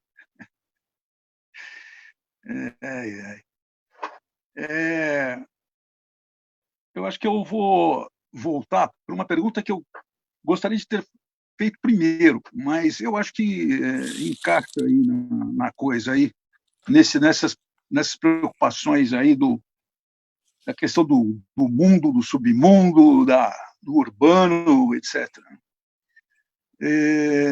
E também do personagem também. Então, Arrigo, você amargou 7 longos e difíceis anos desde a saída da FAO até o festival de 1980. Porém, quando chegou lá, o álbum Clara Crocodilo estava praticamente pronto. Como surgiram as peças desse álbum? Surgiram juntas ou espaçadas no tempo? Se espaçadas, quanto? Eram composições inicialmente isoladas ou tinham alguma ligação necessária entre si? Eu me lembro de músicas que tiveram completa mudança em suas letras, né, como Sabor Veneno, por exemplo. Então, eu acho que aí você pode também estar falando do que estava acontecendo com você, e eu acho que tem a ver com todo aquele universo que você cria no Clara Crocodilo, né? Olha,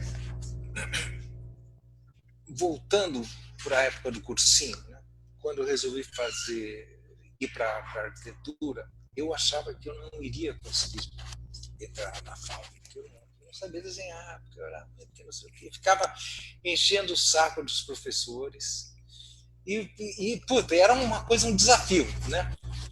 Aí consegui entrar na FAO, mas não seria um bom arquiteto, de forma nenhuma. Seria mais um cara ligado às artes plásticas, né? Com a música foi uma coisa parecida, porque eu também achava que eu não ia ser músico, eu não ia conseguir, era tudo uma luta, fazer uma música era uma luta, sabe? Você encontrar uma linguagem, você, sabe, encontrar o caminho, produzir, enfim, era uma coisa muito, muito difícil mesmo, muito, muito difícil. Fazer isso, sabe? Eu não tinha nenhuma segurança de que eu podia fazer, de que eu sabia fazer, de que eu tinha capacidade. Era uma segurança brutal. E eu estava tentando fazer as coisas no meio de várias crises, né? Eu lembro que nesse período minha mãe teve uma crise muito grande e sumiu de casa, desapareceu. Depois eu tive uma bad trip de ácido. Então, várias coisas que vão... E aquela dificuldade enorme, e você, toda aquela preocupação social que a gente tinha, né? Que a gente ainda tem, né? Mas naquela época, de como é que você está vivendo no mundo desse jeito, e as pessoas que não têm, e você tentando ajudar, tentando fazer as coisas, né? Eu lembro que a nossa república abrigava muita gente, a gente vivia numa miséria desgraçada, dividindo o que não tinha, né? E tudo, quer dizer, a ditadura, né? Você está vivendo um momento de ditadura, coisa horrorosa, assim, né? Gente sumia, aquele...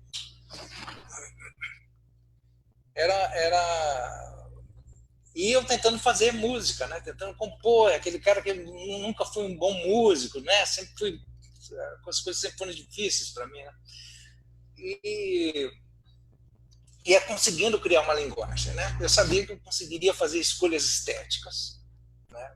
Eu tinha noção que eu era capaz de fazer. A única coisa que eu tinha certeza que eu era capaz de fazer escolhas estéticas, né? E, enfim, comecei a fazer as coisas procurando, sei lá eu, né? Como já falei, não tive aula de técnica de composição, era tudo sozinho, né? Então era um momento muito complicado, né? Enfim, você vai fazendo as músicas. O Clara a gente havia feito em módulos, né? Como aquela coisa do cursinho, que os caras pediam para você fazer um módulo plano, e para você montar esse módulo, com esse módulo você montar várias estruturas tridimensionais diferentes, né? Então, Clara foi pensado nisso, e depois no conceito da obra aberta do Humberto Eco, né? Que todo o pessoal de música erudita fazia isso, né? Depois com aleatório também, né? Então a gente compôs 5 fragmentos, 5 módulos, não são fragmentos, 5 módulos porque eles são completos neles. 5 módulos que eram linhas de baixo, mas pode ser tocado por instrumentos melódicos também, né? Compusemos 2 refrões cantáveis, né? Porque o Claro ele tem um refrão que é: quem cala consente eu não calo, não vou morrer das mãos de um tiro. E o outro refrão: Clara, crocodilo, fugiu, Clara, crocodilo, só tem isso. O resto é teatro aí no meio, né? E a gente compôs esses. E aí a ideia era fazer uma coisa que pudesse ser tocada por instrumentos de música popular e também que pudesse ser distribuído por uma orquestra, aqueles módulos. E as pessoas sorteavam os módulos, sorteavam a sequência, como aqueles módulos iam ser tocados por cada instrumentista. Cada instrumentista podia escrever sua partitura usando os módulos, né? Isso era o pensamento que estava por trás do Claro. Então, ele não tinha, eram módulos que você mudava de um módulo para o outro, né? Tinha uma parte cantada aqui, uma parte cantada lá, né? E várias partes que eu vou usar no labirinto. E vou usar naquele diálogo com o público. Quando eu falo: vocês acham que vão conseguir me agarrar? Então, toma, entra um módulo novo. Estão todos aí, segura essa, entra um módulo novo. Aí entra, sabe? Então, o que a gente tinha? A gente tinha isso, tinha aquela letra que era uma coisa da época da ditadura mesmo: quem cala consiste eu não calo, não vou morrer das mãos de um tira. Né? No começo a letra dizia: a grade, a serra, a escuridão, o lençol, o gancho, o tombo, o chão, que era simulando o cara fugindo da cadeia. Né? E o Clara, ele era apresentado, eu tocava esses pedaços, mas ele não tinha essa estrutura que vocês saíram no disco.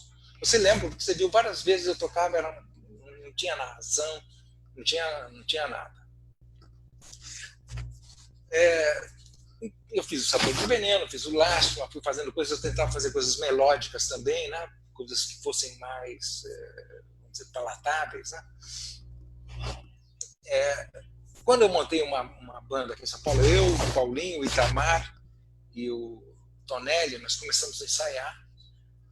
O Rui de Souza Dias estava lá e estava tocando, para ele aprender a tocar a levada do Clara, ele fazia um 7 direto. Ele fazia 1, 2, 3, 4, 5, 6, 7, com os acordes. Daí que veio a ideia do braço.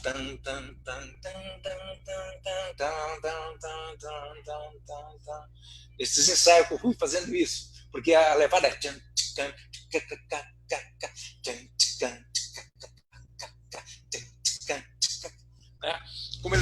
fazer isso, ele fazia direto na cabeça.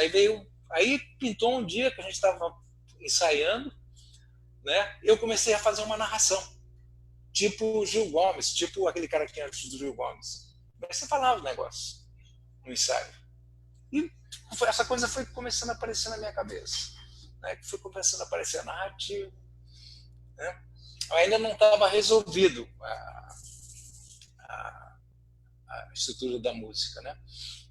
Isso foi 7 anos até eu chegar no que vocês conhecem, né? Naquela versão disso, né? Nesse terreno aí, eu conheci o trabalho teórico do Schoenberg, né? Sobre o dodecafonismo, fiquei fascinado com aquilo, porque parecia com as ideias que eu tinha de módulos já, né? Aí comecei a trabalhar com séries, né? Fiz um monte de coisa com série, é um negócio perigoso a série, porque ela te cega, né? Fiz o Diversões Eletrônicas, fiz o Infortúnio, né? Daí fiz a Canção dos Vagalumes, que é uma coisa mais serial. Aliás, eu falo da Canção dos Vagalumes no livro, né? No livro tem um dos textos que eu falo da Canção dos Vagalumes. E você fala uma coisa interessante, Arrigo. Você conta uma história que você fez lá a primeira música baseada nos princípios do Schoenberg, e seria uma série de 12 sons, né? 12 sons. E você fez, tem até uma coisa, um dos versos é cri-cri de gritos, Freud não explica, né? E um pouco para explicar a sua falha, como você fala, né? A falha é que só tinha 11, não tinham 12 séries, né? Você tocou lá para trás, até numa pergunta que eu fiz, que você fala assim, que você não consegue explicar muito, que tem uma intuição. Você acha que essa falha tem alguma coisa a ver com a intuição? Olha, essa falha é totalmente intuição, né? Eu fiz a série, ficou legal. Eu achei que eu estava com uma série de 12 notas, né? Retrogredi ela, inverti, fiz a transformação pelo círculo de quintas, pelo círculo de quartas. Putz, que material bonito. Aí comecei a compor. Comecei a fazer, né? Comecei a trabalhar com ela. Aí depois, se é 1 ano, 2 anos depois, quando eu vou ler a D, porque eu tenho que dar uma aula, falar alguma coisa disso, eu falei, porra, mas só tem 11 notas, só tem 11 notas. Nem Freud explica. Mas o Paulo, acho que queria fazer um pouco alguma questão sobre a questão da composição que você está tratando. Então, aproveitar, deixa. Então, eu acho que as pessoas associam muito o seu nome a uma articulação entre música erudita e música popular, né? Só que quando a gente pensa nesses termos, em geral, a gente tem coisas como a composição nacionalista, que vai juntar, digamos, a música erudita mais convencional com a música folclórica ou mesmo música popular urbana, né? Mas em geral são coisas, digamos, o tradicional da música erudita com algo mais tradicional do popular. E aí cria uma espécie de harmonia entre esses dois mundos. A música faz uma espécie de reconciliação. E no seu trabalho tem algo muito diferente, porque tem elementos da vanguarda musical com elementos da indústria cultural. A gente tem compassos irregulares e frases musicais atonais junto de Calcinha de Leoparda, de Maverick, de Fórmica Vermelha, de uma banda de rock. E isso acaba gerando um resultado que é muito agressivo, ao invés de fazer essa espécie de reconciliação, né? E então eu queria que você comentasse sobre esse caráter agressivo da música, talvez uma ideia de fazer uma música que fosse política no nível da forma, né, e não só política com as letras políticas. E talvez você pudesse falar disso arriscando alguma coisa relacionando ao tempo histórico, porque algumas obras da vanguarda paulista, os seus trabalhos e do Itamar, me parecem ter um olhar muito muito duro sobre o momento, né, sobre a experiência na cidade. Eu acho que tem quase um arco na história da música popular que vai do mulato inzoneiro do Ari Barroso até o Nego Dito, né, que vai da classe média bossa nova, que quer uma convivência entre morro e asfalto, até a classe média dos Tubarões Voadores, que quer escapar de tudo, se trancar em condomínio, né? E acho que o trabalho que você traz, ele capta bastante esse momento, assim, né, de uma transformação no tipo de convivência urbana, na situação de violência, de marginalidade e tal. E é interessante porque isso está um pouco na letra, mas está principalmente nessa articulação no nível da forma, né? O que eu acho ainda mais louco é que existia uma expectativa da sociedade por uma coisa assim. Por isso que aconteceu, sabe? Que a sociedade estava ansiando por uma coisa assim, sabe? Esteticamente, entendeu? Senão não teria tido a repercussão que teve, sabe? Então, isso é muito interessante. A gente não conseguiu, quer dizer, e teria possibilidade de você penetrar mais, entendeu? Na sociedade, né? Quer dizer, que a gente ficou tangenciando, mas já a repercussão foi muito forte, né? Agora, a gente teve um bloqueio enorme por parte da mídia eletrônica, né? Porque a mídia impressa era uma maravilha, né? A mídia eletrônica não deixou a gente realmente chegar lá, né? Mas o que eu ia falar? Acho que, não sei, o cerne assim, da pergunta é se você pensava nisso, pensava, vou fazer uma música que vai ser política, mas não vai ter letra necessariamente política. Claro, é aquela coisa do Mayakovsky, sem forma, não existe arte revolucionária sem forma revolucionária. Eu queria fazer uma música que um torturador não conseguisse assobiar. Que para ele, eu queria fazer uma música que para ele gostar daquilo, ele tivesse que ter uma transformação interior. Eu tinha essa veleidade de achar que que através de um aumento do horizonte estético da pessoa, ela ia ter uma transformação espiritual, e que essa transformação espiritual fosse também moral, né? Eu achava que, mas eu pensava nisso, sabe? Eu falava, pô, o Chico faz essa música falando de protesto, mas o torturador assobia isso. Ele gosta disso. Na minha música ele não vai gostar. Então a gente tinha esse pensamento, né? Ele não vai gostar disso aqui. Agora, o que eu acho interessante que é uma coisa que para mim é um êxito, é como é orgânico. A música é orgânica. Uhum. Ela não é dura. Sim. Sabe? Ela flui. Trabalhando com essas coisas, todas essas coisas, podia ficar um negócio duro, engessado, mas não, ela é orgânica, ela flui. O orgasmo total é um negócio completamente orgânico, e é todo serial. Uhum.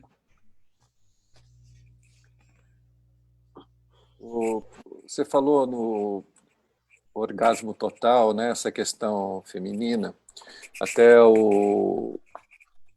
pegar aqui a questão da Carla, né, que foi até um assunto aqui de nosso café da manhã, falando sobre o período do Collor, né, que tinha desaparecido o cinema, a Ancine parece que desapareceu naquele momento, e o filme dela realmente é um marco da retomada do cinema nacional.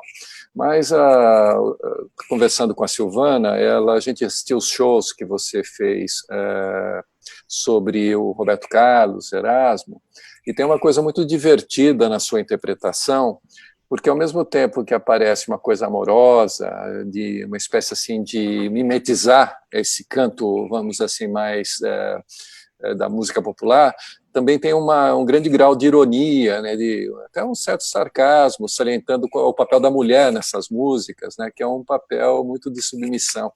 Como é que isso está certo? Isso é mais no Lupicínio Rodrigues. No Lupicínio também, eu assisti o show, mas aparece também no Roberto, em várias das letras. O Lupicínio porque o Lupicínio realmente, né, a mulher ele tem uma postura bem machista, né? É tão interessante fazer esse trabalho de interpretação. Essa é a coisa que a Carla estava perguntando, né? É o que eu tenho feito como ator, assim, como não é exatamente ator, como performer, vamos dizer assim. Para mim é uma atuação. Cada dia é uma atuação. Eu tenho muitos subtextos interiores quando eu estou interpretando essas canções, né? E eles não são iguais os shows, né? Então eles têm mais ou menos uma coisa que eu vou criando, né? Mas varia de dia para dia, né?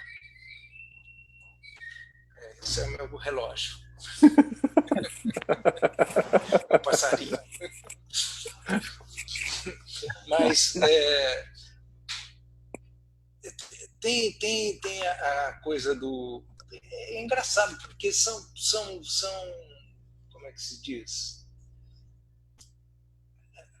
Essas canções do Roberto Erasmo, elas são muito básicas, no bom sentido, assim, né? Elas...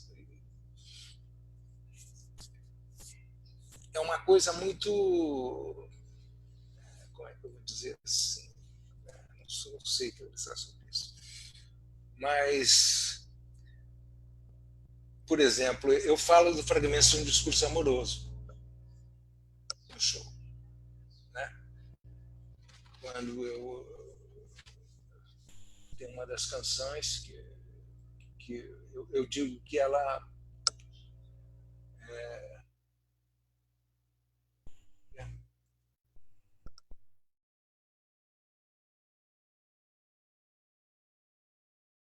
eu não estou lembrando. Eu digo no fim da canção, né? Como é grande o amor por você.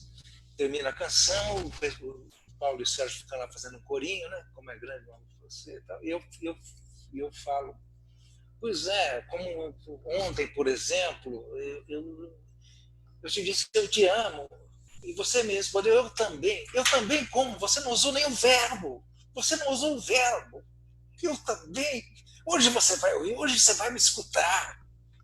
E vou falando, vou inventando coisas aí. Daí eu falo, isso aí está lá no fragmento do discurso amoroso do Roland Barthes, está lá. Eu também é um tema dele.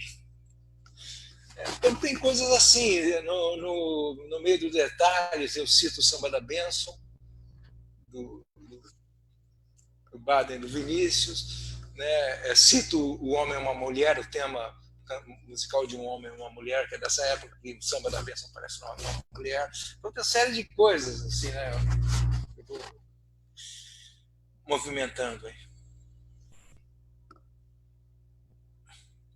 Com som desligado. Vamos entrar agora no final, na reta final, falar um pouco das coisas mais contemporâneas, né? E o Paulo vai fazer uma pergunta aí para introduzir esse módulo. Ligou o som. Eu acho que eu vou perguntar, então, eu queria que você falasse um pouco, Arrigo, sobre o trabalho que você estreou no final do ano passado na Sala São Paulo, a Missa Noia, né? É a sua terceira missa. E, enfim, queria que você comentasse por alto o tema, um pouco da composição e a inspiração dela. Uhum. E só por curiosidade, queria saber se ela vai ser gravada, se você pretende lançar em CD que nem as outras. Olha, essa obra foi uma encomenda da Sala São Paulo. E foi uma noia, né? Porque quando o Arthur me convidou, Arthur Nestovski, ele falou fazer uma coisa falando dos arredores aqui, né? Eu me lembrei de um texto do Mário Sérgio Conte. Ele tinha escrito um texto na Folha de São Paulo, nos artigos dele, que falava sobre um escritor norte-americano, um negro que esteve aqui, que depois quis conhecer a Cracolândia, né? Crackland, dizia Crackland. Aí, enfim, ele fala dos nós, e eu usei esse texto aí como guia para fazer o Kyrie, né? Enfim. Mas eu fiquei muito inseguro com essa missa, sabe? Eu não tinha certeza, e depois ela era difícil demais, eu achava que os ensaios não eram suficientes, então eu fiquei foi uma coisa estressante demais isso aí. Eu musiquei um poema do Augusto de Campos, que eu coloquei no Glória, né? Que é aquele poema dele que é super oportuno, né? Bem-vindo às catacumbas, aqui jazem os poetas em suas tumbas, não dizem o que fazem no fim do mundo. Nenhum sol, nenhuma fresta, Que lindo! Nenhum só resta. Ninguém mais perturba o barulho da festa. Eu musiquei esse poema do Augusto e ficou bem interessante. Depois, no terceiro, no Santos, eu coloquei um texto do Caetano Veloso, um texto que ele escreveu no Pasquim, em 1969-70, que é: passou o ano dos gols, Brasil anda com ferro e orgulho, a terra onde uma assiste criança enfrentou João Lúcio Godard. Não verás Paris nenhum como este. Esse era uma paródia de um poema do Olavo Bilac, né? Um poema sobre a pátria e tal, não sei o quê, né? Que é bem ao gosto desse nacionalismo, né? A gente vive agora, né? É uma paródia disso, né? Mas eu fiquei assim... Você assistiu ou não? Não, por isso que eu queria saber se vai sair em CD. Está gravado, tem coisas que ficaram legais, mas eu estava muito inseguro com esse. Mas eles lançaram, mesmo assim eles lançaram. Sabe? Eu, por mim, tem um monte de coisa errada, mas enfim, está lançado. Tá pelo selo da lançado, na USESP, selo digital. O que ficou mesmo, que eu achei que ficou legal, foi o Agnus Dei. O Agnus Dei eu fiz tipo 4x4, sabe? Não inventei nada, fiz uma coisa... Assim, ficou bem legal, assim. As outras coisas mais complicadas precisaria ensaiar mais, ter mais... Legal. Então eu vou ouvir, porque o selo da USESP eles deixam em geral de graça, né? Dá para fazer download no site. Tá. Então pronto. Vou conhecer. Mas agora, o Luiz G, você tem alguma coisa sobre o Arrigo contemporâneo? Mais ou menos, é uma ponte. Arrigo, por que você não continuou com o seu trabalho iniciado com Clara Crocodilo, no qual houve a construção de um universo que, de um lado, criava descrições de situações e de personagens marcantes, e do outro apresentava um estilo musical empolgante, com ritmos rápidos e incisivos. Elementos esses que poderiam permitir uma maior difusão, talvez penetração e, por conseguinte, uma ampliação do público. Sim, Luiz. Eu também me pergunto isso. É complicado. Você acha que Clara Crocodilo funciona num esquema específico daquele período? Você acha que não é atual nesse sentido? É super atual, nossa senhora. Então? Super atual. Atual é super atual. É super. Não tenho dúvida disso. Mas o que ele está perguntando é outra coisa. Está perguntando por que eu não fiz mais coisas nesse estilo. Quer dizer... Nesse sentido aí. Por que eu não fiz mais coisas assim? Eu estou dizendo para ele, eu também me preocupo com isso, né? É uma coisa complicada para mim. Quando eu entrei na roda viva, de ter que me virar para me sustentar e, enfim, fazer as coisas, né? Você vai... Cara, é um negócio por dia, um leão por dia que você tem que resolver. E antes não, pô, eu estava só compondo, só lá, fazendo as coisas e tal, não sei o quê, sabe? Refazia, tinha tempo para ficar fazendo. Depois você começa aquela pressão, sabe? Eu lembro quando eu fiz os Tubarões Voadores, né? O Tubarões Voadores eu não queria fazer, eu não queria gravar o disco. Eu estava com a CBS me procurou através do Marcos Mainar. Marcos Mainar era um produtor que já estava de olho em mim fazia tempo. E ele me chegou com um contrato com a CBS, tudo certo, eu ia assinar o contrato com eles. Ele falou assim: você grava o que você quiser. Eu queria regravar o Clara. Eu queria regravar várias coisas do Clara, que eu não estava contente ainda. Tanto que eu regravo Clara direto. E ele falou assim: eu só quero 2 músicas que dê para tocar no rádio. E as 2 músicas que eu tinha pensado em fazer eram o Mente e o Pô Amar é Importante. as duas músicas que entraram no Cidade Oculta. Mente era uma música do Robson, que eu tocava em casa, que às vezes no show de bis eu tocava ela, uma música muito simples, pegava muito. E o Poema Era Importante é uma música do Hermelino Nedre, que morava comigo, uma coisa meio na onda do brega e tal. É maravilhosa, Mari. Eu adoro. Aí o Mazola me procurou o Robson, meu produtor. Me procurou e tal, para ir para a Ariola, e a Ariola ofereceu condições um pouco melhores do que a CBS, em termos de eles compravam uma parte do Clara Crocodilo, davam algum dinheiro para a gente, mas só que ele não queria que eu gravasse nada do Clara, eu teria que fazer tudo novo.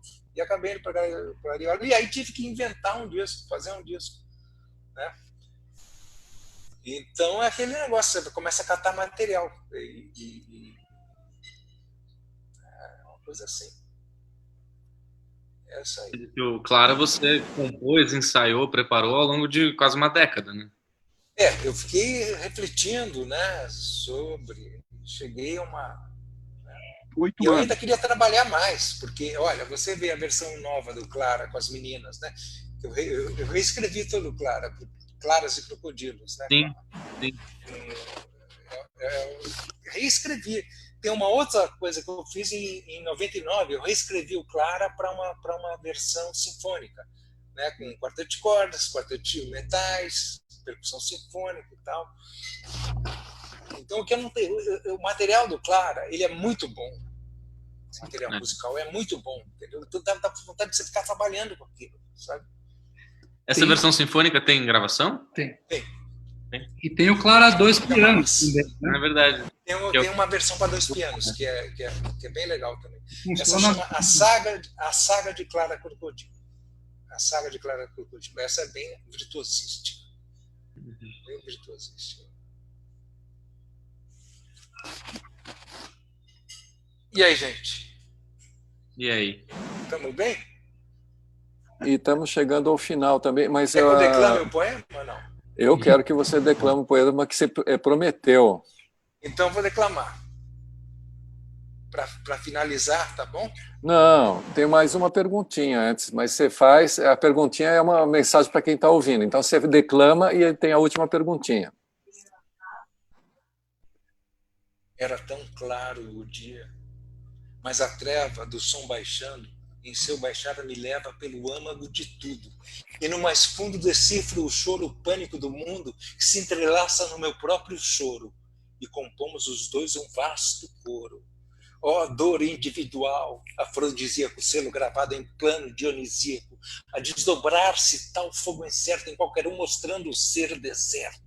Dor primeira e geral, esparramada, nutrindo-se do sal do próprio nada, convertendo-se turva e minuciosa em mil pequena dor, qual mais raivosa, prelibando o momento bom de doer, a invocá-lo se custa parecer. Dor de tudo e de todos, dor sem nome, ativa, mesmo se a memória some.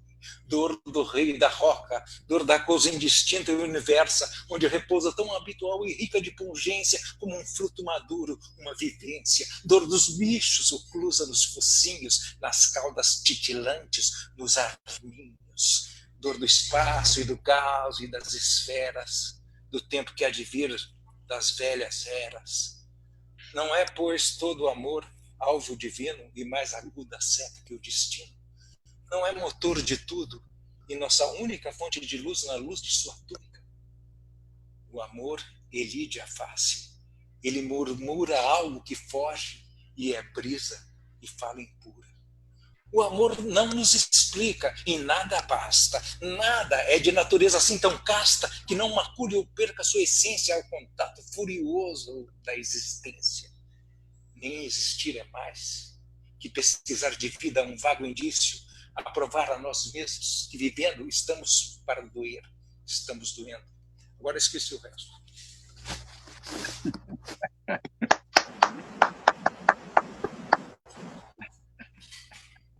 É lindo esse poema. A Carla, ela caiu e tem aí uma questão que eu vou passar para a Helena fazer a última pergunta em nome do do público, mas ela vai emendar no que eu estou falando. Você, em Clara Crocodilo, que é lá 79, 80, que você lança, você fala de que em 99 vão achar um gibi, um HQ num sebo. Não, e a gente poderia supor que esse HQ fosse 40 anos depois, né, em 2019 ou 2020, o que seria abrir esse segredo, né, perdido no sebo. Vai, fala aí, complementa, Helena. Oi, gente, tudo bom? A gente estava ouvindo pelo Facebook, estava super legal. O Caio, meu irmão, ele estava fazendo edição aí das imagens, então depois dei uma olhada lá no trabalho dele, ao vivo. E aí, Arrigo, a gente estava querendo que você, para finalizar, para fechar, que você falasse, se você tem alguma coisa para falar para o pessoal que está assistindo, sobre os tempos de hoje, se você pensou alguma coisa legal para compartilhar com a gente nesse momento de confinamento. E aproveitar e dar um tchau e uma obrigada para todo mundo, gente. Obrigada.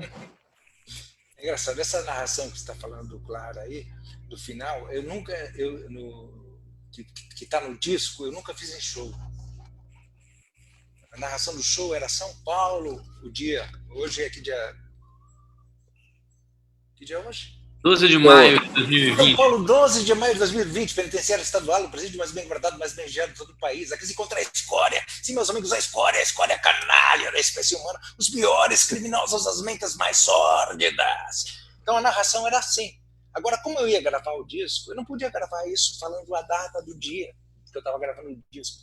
Então eu criei uma história onde um sujeito, ele na véspera do Réveillon, pro ano 2000, que estava longe, né? Ele compra um disco e ele está lá e ele coloca o disco na vitrola e de lá sai o monstro.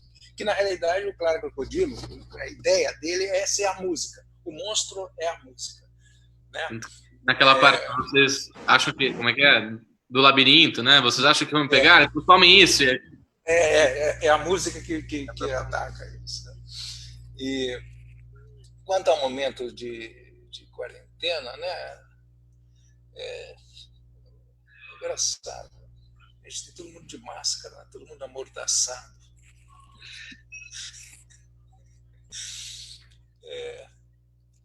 Mas também é uma trégua, né? É uma trégua também, né? De uma certa forma. É um tempo. Agora, a gente não merece isso, né? A gente não merece. Será que a gente não merece, amigo? Talvez a gente... Não merecemos isso. Talvez merecíamos. Talvez a gente merecesse mesmo. Não é possível, ainda tem 32% de apoio. Nossa Senhora. Eu tenho uma amiga que fala que a natureza foi gentil com a gente. Eu poderia ter começado pior. Começar o desastre, né?